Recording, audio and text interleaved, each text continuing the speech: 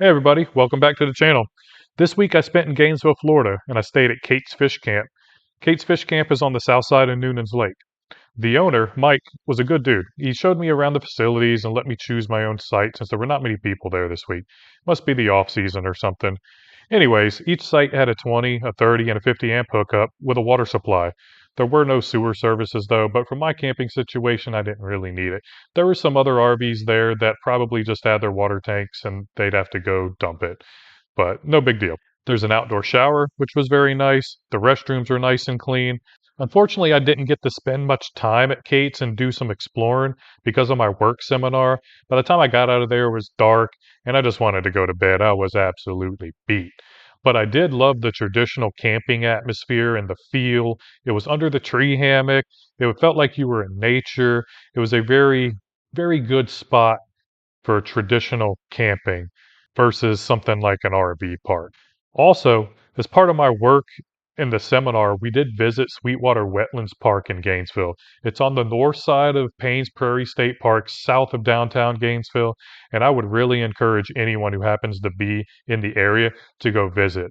It's a very nice park. There's very smooth walkways, even the gravel walkways. I'm pretty sure they're compact enough you could get a wheelchair out there if you had to.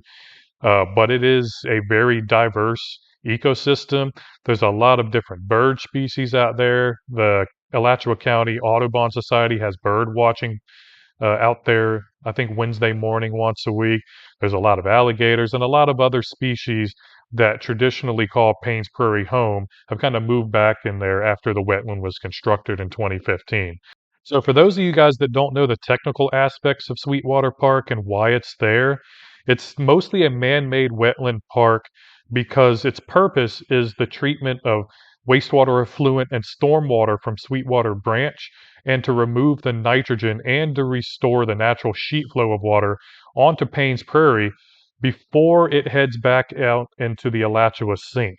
So all that water from that Sweetwater Branch flows down into Paynes Prairie, the northern part, and into a sinkhole called Alachua Sink. And Alachua Sink is a sinkhole that acts as a swallow hole, basically taking all of the water that makes its way from Paynes Prairie to Alachua Sink, and it recharges the Upper Floridan aquifer.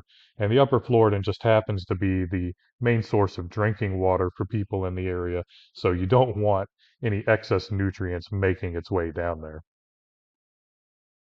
So that's all for today. I hope you guys enjoyed. Until next time, get out there and explore.